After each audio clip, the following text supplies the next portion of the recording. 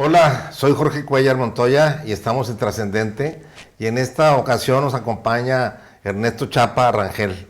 Ernesto Chapa es un amigo que ha estado muy vinculado a la cultura, a la educación y también a la ciencia y a la política.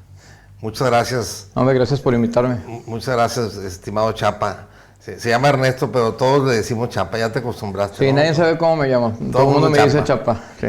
Bueno, pues aquí Ernesto Chapa ha participado en la política, en la administración pública, sobre todo en el área de desarrollo social y en donde ha podido impulsar mucho las actividades culturales, las artes, en diferentes municipios, en el Cabildo de Monterrey también, ahí tuvo una participación importante, y en el partido al que perteneció, porque ya no perteneces, ¿verdad? Ya, no, y ahora soy ciudadano sin partido. Ahora es ciudadano sin partido, pero ahí en el partido donde estuviste, trabajaste mucho la parte también de la vinculación con la sociedad civil, sí.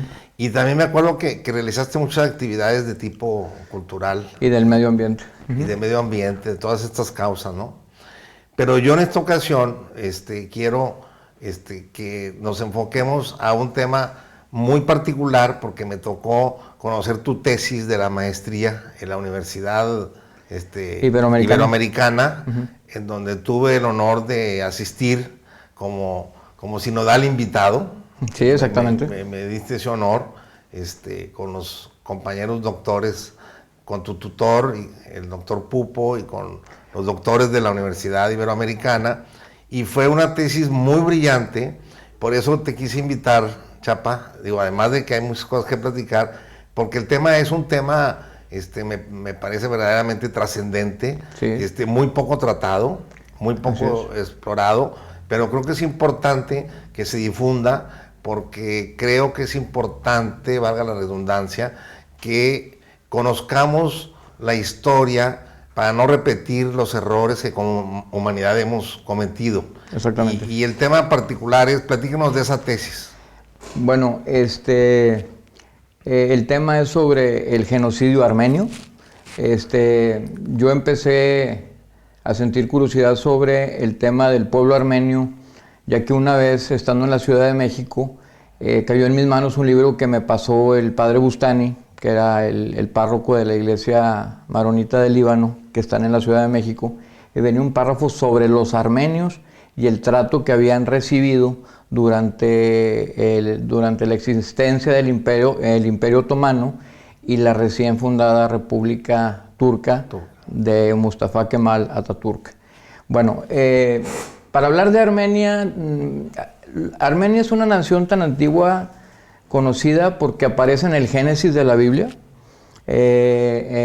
Armenia es mencionada en el Génesis, y también cuando, según la historia de la Biblia, bajan las aguas después de la inundación, el arca de Noé queda en la cima del monte Ararat. El monte Ararat es uno de los símbolos nacionales de los armenios, aunque actualmente no está en territorio armenio porque fue uno de los territorios usurpados durante el genocidio.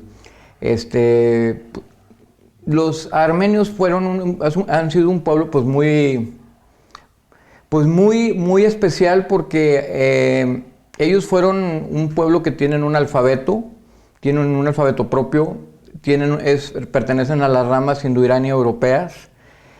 Fue el primer estado oficialmente en adoptar el cristianismo como religión oficial, y desde el año aproximadamente 301-307 fue cuando se hizo esta adopción a través de una persona que no era armenia, que era San Gregorio el Iluminador. Por eso la iglesia de Armenia se llama Iglesia Apostólica Gregoriana, en honor a San Gregorio el Iluminador. Los armenios siempre han vivido en la parte oriental de Anatolia, y lo que hoy es una parte del Cáucaso, lo que perteneció al Cáucaso de la Rusia zarista y después a la Unión Soviética. Entonces, los armenios, la mayor parte de la población armenia, pues siempre vivió bajo diferentes imperios, o sea, fueron conquistadas por diferentes naciones. Para no andar así como mucho más en el tema, los armenios sufrieron especialmente bajo el Imperio Otomano. Los turcos que venían de Asia Central empiezan a penetrar en Anatolia, hacen la conquista de Constantinopla, y al caer Constantinopla empiezan a caer todas las ciudades cristianas del Medio Oriente. Muchos pueblos se convirtieron al Islam con los turcos, pero los armenios, los griegos y los asirio-caldeos resistieron esa conversión. Convivieron con los turcos, pero eran súbditos del Imperio Otomano, pero nunca se les permitió continuar con su religión cristiana. Estamos hablando de diferentes denominaciones cristianas porque normalmente cada una tenía una confesión cristiana de algún rito diferente. Pueden ser católicos o ortodoxos. Camina los siglos y los armenios pues pertenecieron a este imperio. El Imperio Otomano fue, como lo sabemos, un imperio grandísimo. Era prácticamente todo el norte de África, parte de la península arábica, el Levante, lo que viene siendo el Medio Oriente, unas partes de Europa. Cuando viene el tema de la desintegración, pues hubo diferentes pueblos como el pueblo griego, el pueblo serbio, el pueblo húngaro, los rumanos, que empezaron a tener movimientos independentistas y fueron, gracias a la ayuda de las potencias occidentales, a ser países independientes. Entonces llega un momento en que el Imperio Otomano llega a ser pues prácticamente lo que conocemos hoy, un poquito tal vez más grande. Entonces los turcos se empiezan a dar cuenta y dicen, ¿por qué perdemos tantos territorios? Porque bueno, la mayor parte de la población que se fue no era turca, eran de otras etnias y de otros pueblos, vaya. Entonces empezaron a ver hacia adentro quiénes eran los pueblos extraños en su identidad como nación, como Imperio Otomano. Yo lo resumo, el genocidio armenio, hubo un pregenocidio a finales del siglo XIX, 1894-1895, encabezado por el sultán Mehmed II, alias el Rojo, no precisamente por ser de izquierda, sino por sanguinario. Él hizo una matanza muy grande en unas partes de Armenia. Se calcula que pudo haber llegado a pasar por cuchillo a 250,000 personas, ante el silencio total de Occidente. Aparte, bueno, pues no había mucha comunicación, entonces esto sucedió en esa época. Viene en la época moderna, entre el siglo XX, empieza un movimiento nacionalista turco, que prometía libertades, prometía modernización, prometía que todos fueran ciudadanos de primera clase, porque no hay que olvidar que el Imperio Otomano llegó a albergar cientos de pequeñas nacionalidades o etnias, entre ellos los armenios, los asirio-caldeos, los circasianos, los griegos, etc. Había muchas naciones dentro del Imperio Otomano, y los kurdos, por supuesto, que en el día de hoy todavía es un problema dentro de las fronteras de Turquía, porque el pueblo kurdo es la nación más grande del mundo que no tiene nación. Están entre Turquía, el norte de Siria, Irán y el norte de Irak. Entonces, un poquito en Armenia también, en la Armenia actual. Pero bueno, ¿qué pasa sobre el tema de los armenios? Los armenios apoyan el movimiento de los jóvenes turcos.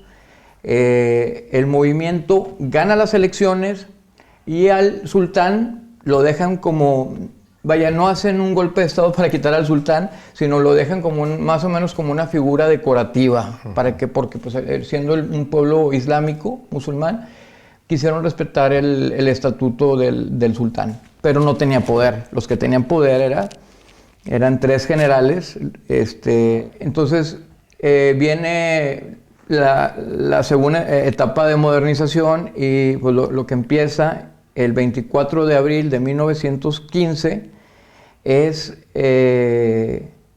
un día muy triste para la colectividad armenia, porque en lo que hoy es Estambul,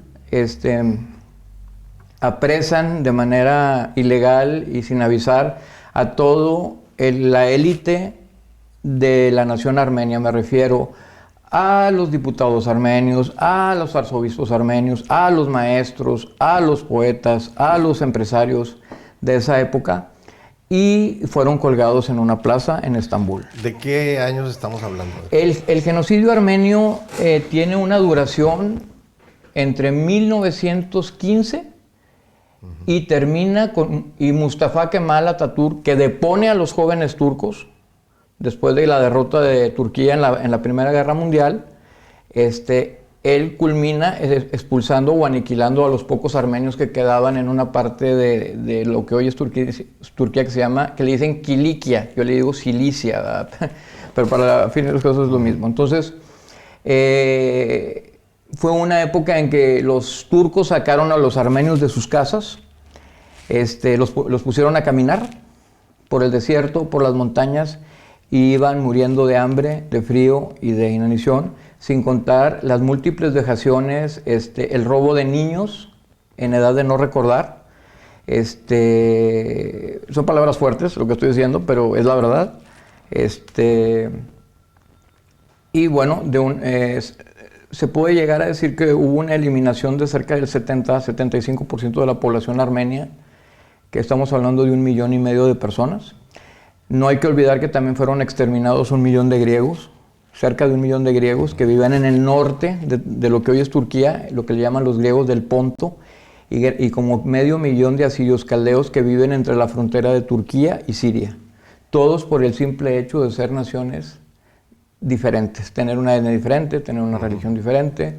Tuvieron un trato pues muy despiadado por parte de los jóvenes turcos. Un momento muy lamentable de la humanidad, ¿no? Un momento muy lamentable. Similar al Holocausto, ¿no? De hecho, se puede considerar el genocidio armenio como el primer, es un poco discutible, pero la palabra genocidio se acuñó en el siglo XX y se acuñó a través de un sobreviviente del Holocausto en 1944, una persona de Polonia llamado Rafael Lemkin. Él acuña la palabra genocidio, que viene es una palabra neolatina que viene de genos, pueblo, cidio, matar un pueblo. Porque el genocidio no solamente es el exterminio de la vida, sino es el exterminio de la cultura, del idioma, de la religión, de tu cultura. Y entonces, los armenios, muchos, los que hoy tenemos en el mundo, bueno, lo que quedó de Armenia sobrevivió porque no pertenecía al Imperio Otomano. El Imperio Otomano borró del mapa a toda la población. Quedarían, de hecho, hoy en la Turquía actual queda cerca de 100,000 armenios. Y lo que hoy es Armenia es una parte que era de la Rusia zarista, que pasó a formar parte de la Unión Soviética y se formó como la República Socialista Soviética de Armenia. Por eso el territorio de Armenia, o sea, lo que hoy es Armenia, sobrevivió gracias a Rusia, o sea, a la Unión sí, de Repúblicas. A la Unión Soviética. Sí, de hecho, el genocidio armenio se usó los turcos lo usaron como una cortina de humo porque fue durante la Primera Guerra Mundial. Hubo un momento de paz en 1919 que pusieron a un presidente turco que no duró mucho tiempo, que sí reconoció lo que había pasado, pero bueno, inmediatamente lo quitaron, y Mustafa Kemal Atatürk llega al poder con las armas, porque hay que recordar que Turquía apoyó al Imperio Austrohúngaro en la Primera Guerra Mundial. Ellos perdieron la guerra, y en los tratados que se hicieron para ver, porque siempre pasaba eso, no se repartían territorios. Lo que pasa es que Armenia no pudo reclamar prácticamente ningún territorio porque ya no había armenios. La mayoría de los armenios que vivían estaban en el Cáucaso, que estaban dentro de la Unión Soviética, y el resto de los armenios que conocemos están en la diáspora. Son todos aquellos armenios que lograron escapar de una u otra manera. Hubo personalidades que protegieron. Bueno, el Vaticano estuvo siempre como defensor del pueblo armenio. El presidente de los Estados Unidos en aquella época, que fue el presidente Wilson, de hecho, el presidente de los Estados Unidos nombró a un judío como embajador de Estados Unidos ante el Imperio Otomano, o la Turquía, como se le quiere llamar, que es el embajador Morgenthau. Morgenthau, los armenios le deben mucho, ya que él empezó a abrir consulados en todos los lugares que pudo para poder albergar a todos los armenios, porque al estar en territorio consular o en una embajada, pues estás en un territorio internacional. Entonces,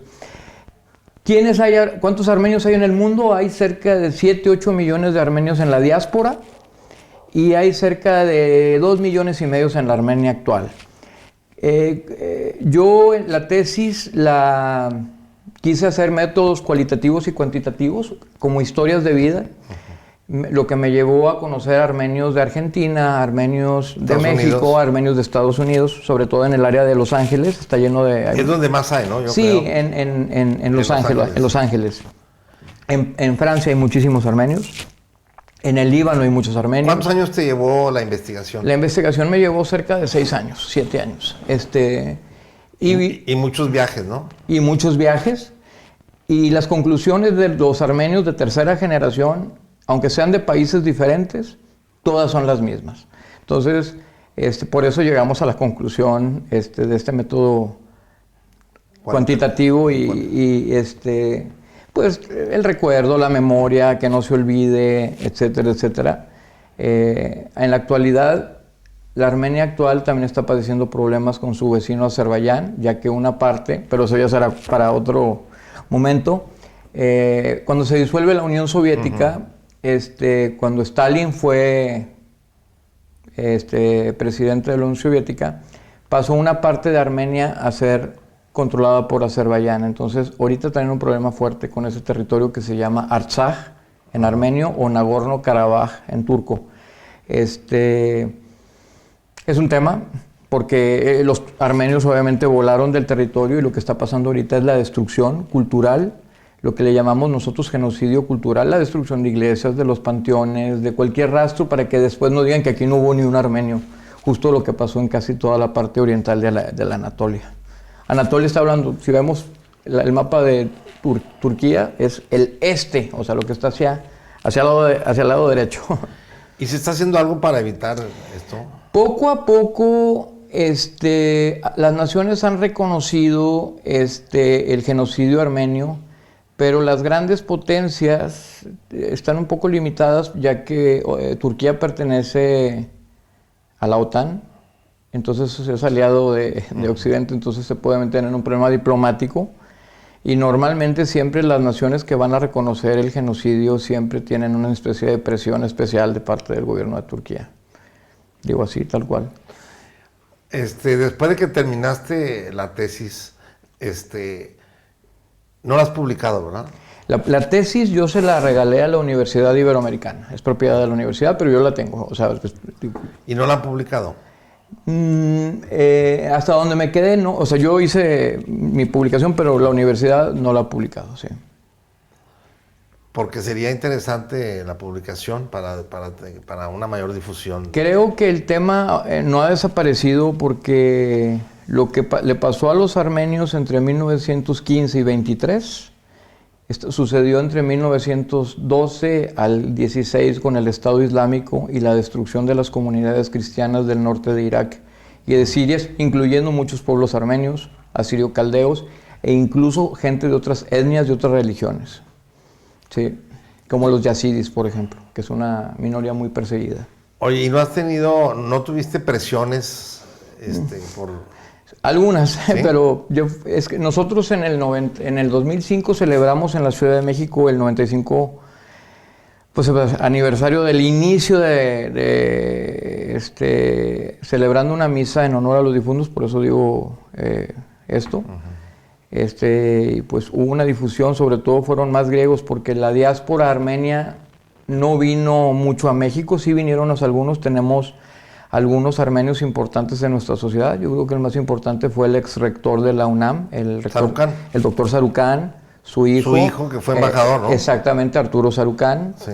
Que casi todos los apellidos armenios son como Sarukian, pero no sé, en el camino mucha gente, o por ejemplo, bueno, Hay mucha gente que son armenios y no sabemos que lo son. Yo no sabía que Sí. Arturo que Sarucán había Sí, sido... ellos son armenios. No sabía. Sí, sí. Y, por ejemplo, Agassi, el tenista estadounidense es de origen armenio, sí, también. Bueno, en Estados Unidos sí hay más. Sí hay aquí en muchos México, armenios. América Latina, la mayor parte de los armenios se concentraron en Argentina y en proporción a la población en Uruguay, hay una población muy grande. En Brasil hay una población muy grande, pero hablan portugués, viven en diferentes ciudades. Y otra comunidad muy grande se formó en Venezuela. Es hacia donde fueron los armenios aquí hacia América Latina. Otros cristianos que huyeron de la persecución, como libaneses, sirios, palestinos, vinieron a México, a El Salvador, a Honduras, a Chile.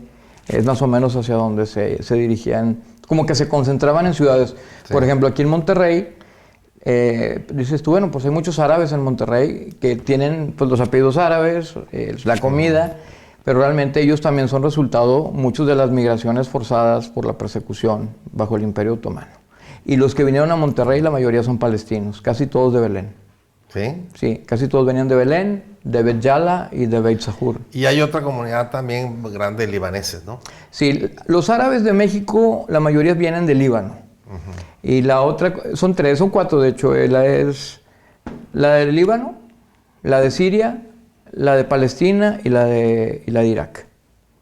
Sí, hay algunas familias que aquí en Monterrey, por los Toraya y todos los Munro y todos esos, Manjo, todos esos son de origen asirio-caldeo, o sea, cristianos del norte de Irak. Esa nación todavía habla arameo, ¿sí? Como lengua corriente en algunas partes del norte de Irak. Y bueno, pues es una historia pues lamentable. Afortunadamente en el Museo de la Memoria y Tolerancia de la Ciudad de México se incluyó el genocidio armenio para recordar y quisiera recalcar que genocidios son a partir del siglo XX. Antes del siglo XX se consideran matanzas, porque es un término acuñado en el siglo XX. En el siglo XX. En el siglo XX. Entonces, lo que hace más particular al genocidio armenio es que la nación que lo perpetró es la única nación que no ha reconocido la autoría de los hechos. Entonces estamos en espera que se haga justicia, que lo reconozcan y pues que se pueda dar un paso. ¿Y hay algún movimiento? Claro, hay un movimiento mundial. Sí. Internacional, qué bueno. Sí. Oye, pues te quiero agradecer mucho tu tiempo. Para mí era muy importante que nos compartieras esto, que yo conocía un poco por la coincidencia que tuvimos en el Cabildo, sí. Pero siempre me llamó la atención.